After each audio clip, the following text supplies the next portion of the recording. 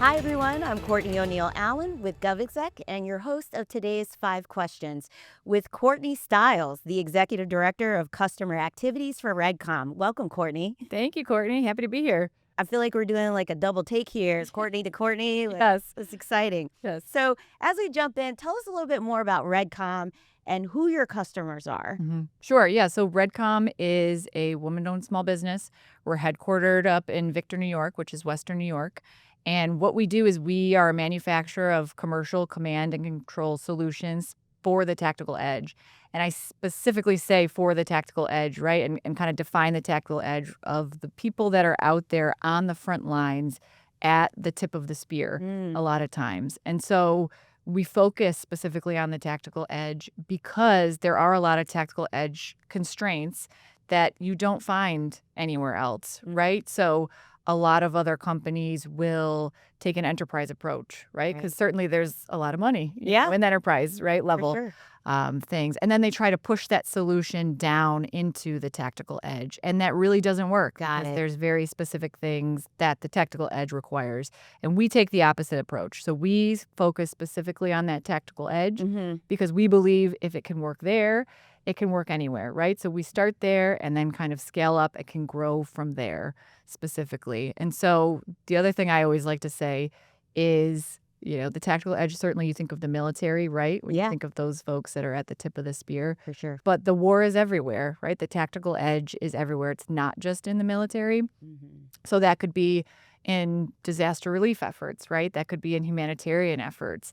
That could be a security company doing security for a local concert venue. Right. Right? So all of those things, our solution at the end of the day is able to bridge those gaps between different organizations that need to talk, right? Because when something happens or if you are needing to speak to someone, right, you don't want to have to worry, is my message going to get there? Right. Right? So that is our bread and butter, and being able to focus on increasing interoperability, increasing operational flexibility for those folks while reducing that lifecycle maintenance and training costs.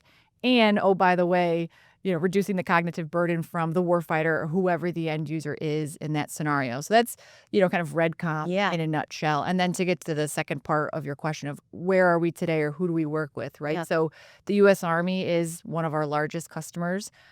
So we are used throughout their tactical networks. So we actually are a big part of their modernization effort. And if you're familiar with a product called Cisco Unified Call Manager that's out there today, that's what they were using, which is, again, a great product, a lot of great features, but that really is focused at that enterprise level.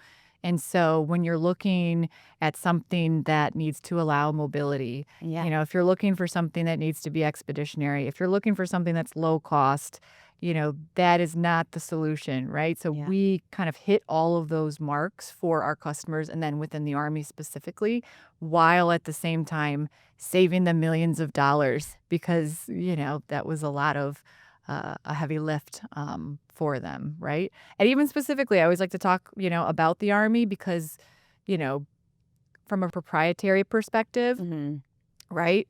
You can't have those proprietary solutions that are out there, right? You have to avoid that rip and replace. And Cisco is a proprietary solution. But what we were able to do for them, and part of that cost savings, is we were able to work with those existing phones that were out there, right? So they did not have to go to a new solution to modernize and then also buy all new end devices. Yeah, replacing everything. Yes. So the Army's huge. We have ATOs with the Army. We have ATOs with the Air Force. We have ATOs with the Marine Corps now, right? So we are used really heavily throughout the DoD space and then also in that international community. Sounds like you're speaking the DoD's language and you're a little bit of everywhere right now. So Yes. that's awesome. There's been a lot of activity related to government contracting from the current administration. How does this impact a small organization like REDCOM? Oh, my goodness. I mean, greatly, right? I mean, we are a small business. So any change to policy, any executive orders that come out, we are always going to feel the effects as a woman-owned small business, especially, in this industry. So, there's certain ones that come to mind, right? Some of them, are good, some of them are bad, and some of them are ugly. Yeah. Right? Depending on how they are, right? So, like, there's certain ones that I've seen, with the executive orders specifically that I'm like, wow, this is good, right? Like the push towards more commercial solutions, right? We are a commercial off-the-shelf command and control solution, right? And so So seeing an executive order come out saying, hey, everyone should be using commercial solutions first and foremost, like that is a very good thing. Right. Right now, there's other ones that, also put emphasis on improving the way things are purchased or acquired, and kind of how things,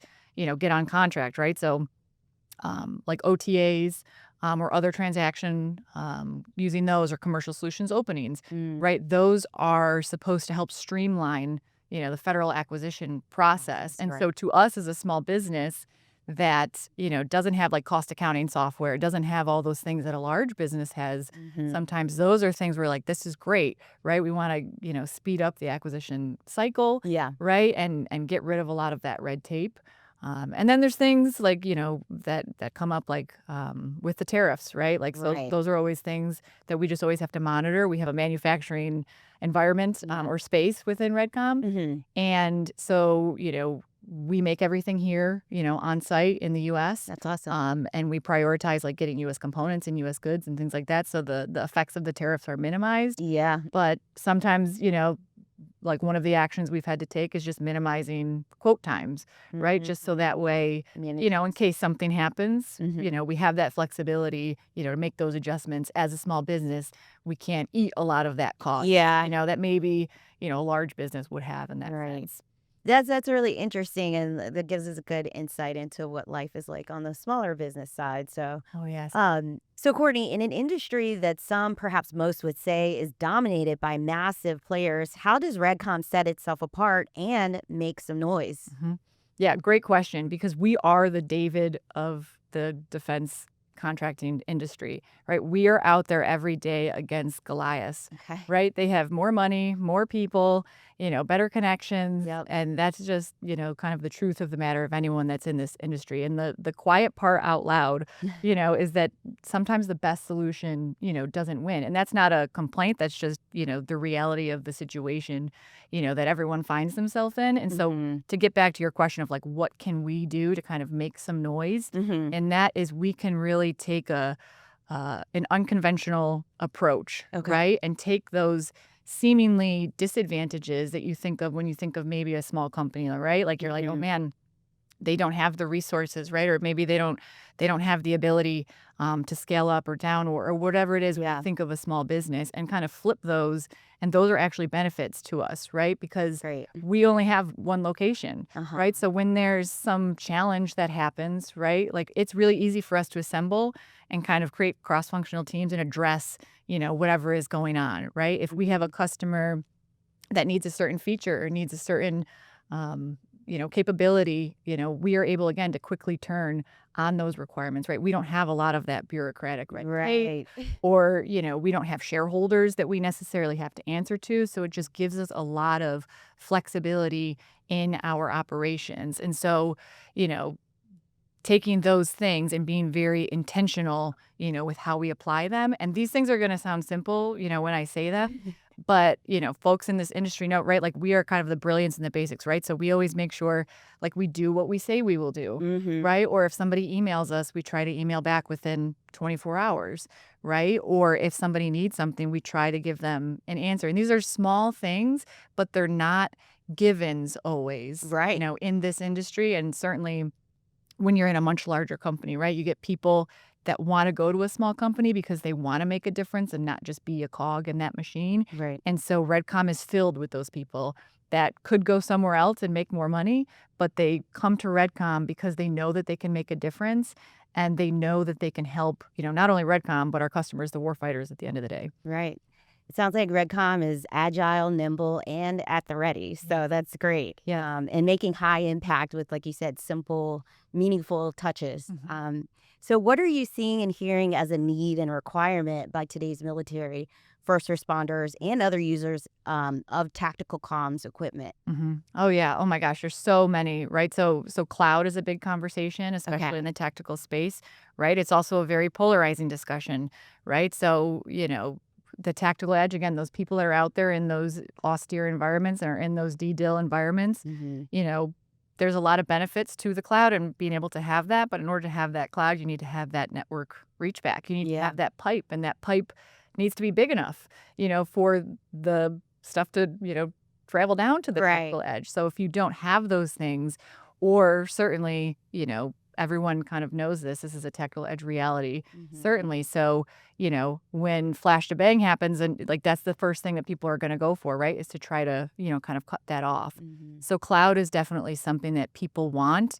And, we are helping folks figure out, the right way to implement that from like hybrid clouds and, cloudlets and all the benefits of kind of being able to use those tools at the cloud, but bringing them down to the technical edge when that inevitably will go away. Mhm. So cloud's a big one that goes AI, Of course. ML, machine learning, those types of things, Yeah. right? Anything autonomous or like, things happen automatically. Yeah. Those are things people aren't going to have time to like go set up somewhere and take 30 minutes, to set up. Download. Yeah. Yes, or download or get the talk set up or whatever it is. They're going to have to shoot, move, and communicate. And a Yeah. lot of times they're going to have to do this with people shooting at them, Yeah. right? Which just adds another level of complexity. So, Totally. those are all things that, we talk about and work through. So AI/ML, another thing folks, are certainly looking for is, they really are switching to looking for low cost alternatives, Yeah. right? So there's a lot of lessons that everybody's looking to Ukraine, in Mhm. terms of how that conflict is working and Yeah. shaping up and all of those lessons learned. And one of them is that everybody, would like to get low cost systems that, if they get blown up, it's going to be okay. You can have another one. You can just replace it, right? So specifically speaking, like about drone warfare and things like that, right? So those are things that people certainly look for from, a high level, Mhm. right? Certainly. And then people are looking for from like a feature, level and kind of like a nuts and bolts technology, conversation is, they need solutions that are going to power up Mhm. quickly, Yeah. right? They need solutions that are going to plug into whatever is fielded currently, right? They're going to need solutions that, are not complicated, Right. right? Like Yeah. that goes back to that autonomous or that automatic setup. Yeah.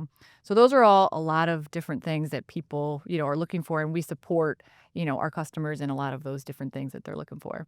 So, Courtney, what does the near and distant future look like for Redcom? Yeah. So certainly as a company, we never sit still. So we are always constantly reimagining, reiterating of what we can do better for our customers. So, the next software release that's coming out is going to contain streaming video feature, right? And so that's essentially where you can have a body cam or you can have a drone camera Mhm. feed, and you can go ahead now take that and push it out through something like ATAC or through some other means that they currently have, and they're able to now see that video feed that maybe they would not have been able to see, in the past. And then really, we are trying to take over the world, here at Redcom, right? So, we have a manufacturing facility, we have capacity. There's a big push, to go to US manufacturers.